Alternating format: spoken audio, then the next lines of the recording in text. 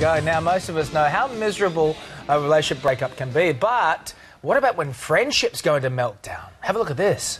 Crazy, they haven't spoken for like a week. It's like a century in girls' ears. You sent out your save the dates? Surprised? Your wedding better watch it. If I were your wedding, I'd be sleeping with one eye open. You're right. Your wedding will be huge, just like your ass at prom.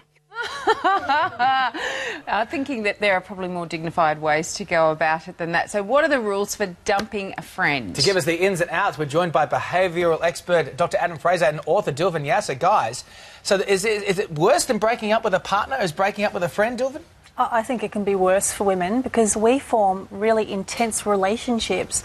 And also with men, you know, we know some of our relationships are going to crash and burn eventually, but you expect your besties to be around. So when it does fail, it's gut-wrenching. Yeah, we're not delusional enough to think that romance will last, but we think our friends are going to hang in there, don't we? Yeah, yes. So I think it's actually more traumatic to have a friendship breakup. Wow. Adam, if you feel a friendship is toxic, should you try and fix it or is it best to just let it go?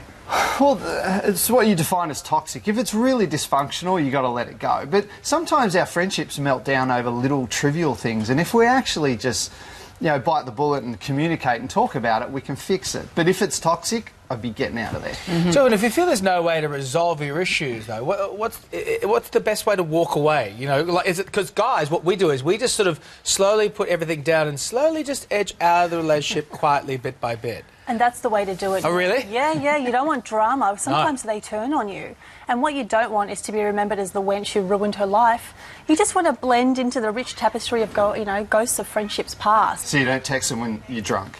No. So stop returning calls, you know, cancel engagements, do that. Be a really terrible friend. She's going to get the hint. So, Adam, what do you think are some of the biggest mistakes people make when they're ending a relationship? Well, probably texting when you're drunk or, like, really going after them and attacking their character. Like, not only is it not classy, but it can be really nasty. And you can pull away from friendships without going after them. But the problem is when it starts to break up, emotion comes up and we get ruled by emotion. Why do we want to do that? Why do we want to point score with our mates and go, if you are going to break up with me, I'll tell you why you should. First of all, it was your hair. I never liked your hair. Why do we do that? Why is that our instinct, Adam? Because we have so much emotional commitment to a friendship. I've been best friends with my best friend since we're 11.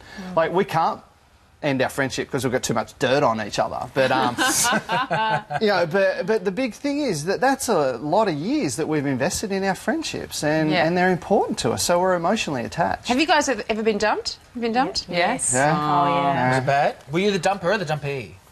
I've done both, but I was dumped by a friend, and it was actually a male friend. We were very close, and his girlfriend didn't let us play anymore. He actually rang me and said, I'm not allowed to talk to you anymore. And he was never heard from again. No, he married that woman and That's split. it. End of friendship. Thanks very guys. much, guys.